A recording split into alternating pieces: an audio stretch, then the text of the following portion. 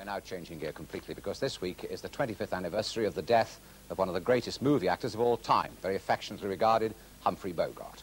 He died on the 14th of January, 1957, of cancer. Now, Bogey has become a cult figure amongst moviegoers of all generations, including, I'm told, even those who were born after his death. And a recent survey conducted by the Sunday Times placed no less than 4 Bogart films in the top 12 movies of all time, would you believe, with The African Queen the winner.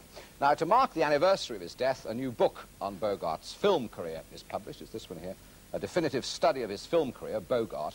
And later this year on BBC Two, they'll be showing a short series of films that Bogart made with the director John Huston. Now, although to many, Humphrey Bogart is best remembered for such immortals lines as those uttered by the hard-bitten Rick in Casablanca, you know, the one of all the gin joints and all the towns and all the world, she walks into mine. I never could quite do the Bogey voice, as you can see. Now, just for a change, here is the high point of that film. It's one of the greatest adventure and love stories in the history of the cinema. All right. I tried to reason with you. I tried everything. Now I want those letters. Get them for me. I don't have to. I got them right here. Put them on the table. No. For the last time, put them on the table. If Laszlo and the cause means so much to you, you won't stop at anything. All right, I'll make it easier for you. Go ahead and shoot. You'll be doing me a favor.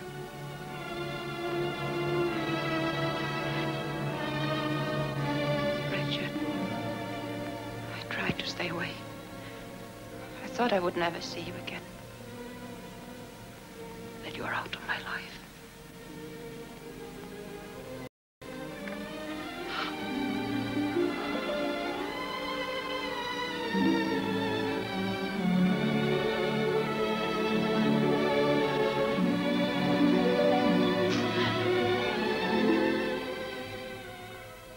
Terence Pettigrew wrote the book, Not a Dry Eye in the House. No, it usually isn't. Do you know, I was fortunate enough to interview Bergman just before Christmas, and she said they never knew in that film what was coming next or what the finish was. That's an extraordinary way to make what turned out to be a knockout film. Yes, I think the reason for that was, of course, the studio arrangements. You know, the stars belonged to one studio and didn't belong to another. And they got Bergman, I understand, by a bit of trickery. They told Selznick that they had a script and they had a film, they had everything. In fact, they had nothing. So they got her to sign up, and then, of course, they had Bogart, and then they began to write it as they went along. She's quite right, yes. Amazing.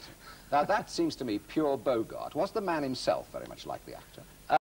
He became the pure Bogart as he got older. I don't think he was necessarily quite that hard-bitten and quite that tough himself, but certainly towards the end of his life, there's a lot of evidence to show that he developed traits, if you like, Bogartian traits, which it would be virtually impossible not to develop if you played the character for so long. It's amazing how a star is born, isn't it? Because he slogged away for a very long time, something like 14 or 15 years before he finally made it. That's right. Now, was that because he was a great actor and it was in him, or did he have a slice of luck, or what? I think he was very lucky. He slogged away virtually unheralded for many months, many years, in fact 14 years. He was reaching, I think, the end of his tether and had developed a kind of an aging pallor at the age of about 34, too many late nights, etc. And they were looking for a gangster who was just that type. Yeah. And Bogart looked aged enough, even though he was young, to play a gangster who was the same age as himself, who'd been aged by his prison experiences. Yeah. So, yeah. Fine. Well, let's break off our conversation. I'll come back to you in a moment because we want to see a little bit more action, as it were. Because Bogart's first part in the film was as a gangster in The Petrified Forest. He made that in 1936. And his success in the role ensured that he continued to play the baddie. And it was almost by accident that he changed sides and became the detective when he took the part of Sam Spade in The Maltese Falcon. He played opposite Mary Astor. Here they are. That story I told you yesterday was just a story. Oh, that. Well, we didn't exactly believe your story, Miss... what is your name, Wonderly or LeBlanc? It's really O'Shaughnessy, Bridget O'Shaughnessy. We didn't exactly believe your story, Miss O'Shaughnessy. We believed you $200. You mean that... I mean, you paid us more than if you'd been telling us the truth and enough more to make it all right. Tell me, Mr. Spade, am I to blame for last night? Well, you warned us that Thursby was dangerous. Of course, you lied to us about your sister and all that, but that didn't count. We didn't believe you. No, I wouldn't say that you were at fault. Thank you. George was so alive yesterday. So solid and hearty. Stop it. You know what he was doing? Those are the chances we take. Was he married? Yeah, with 10,000 insurance, no children, and a wife that didn't like him. Wonderful line, wonderful line. Now, that was Sam Spade, and of course he made Philip Marlowe even more famous some 10 years later. That's right. And that was the toughie image. I mean, he was very good at that, wasn't he? Well, I think he developed it. I mean, as I told you, his earlier career was one which wasn't spent behind silk screens. I mean, he really sort of went out there and was trying hard to get work, and he looked tough, and he looked the part. But I think there was a sentimentality about him as well, which doesn't show in those films. Why do you think he appeals to young people? I was saying in the intro that you know, he appeals to people who were born after he died. Well, I think it was very much before his time, insofar as the rebel thing of the 50s, for instance, the Marlon Brandos and the James Deans.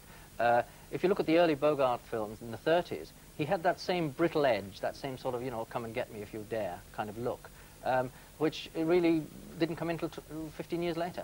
You're clearly a Bogart freak, aren't you? Well, yes, it's hard to watch so many films of his and not feel a little bit of a liking. Well, Terence Pettigrew, thank you very much indeed, and I hope the book does well. Written by an Englishman, that's a bit unusual. Anyway, before we leave Bogey, though, we can't resist, really, having another look at one of the most famous scenes from any movie, the farewell to Ingrid Bergman in Casablanca. It's played, of course, again and again and again, but still the one that all Bogart fans just love to see.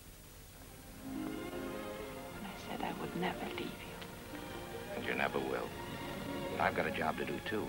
Where I'm going, you can't follow. What I've got to do, you can't be any part of.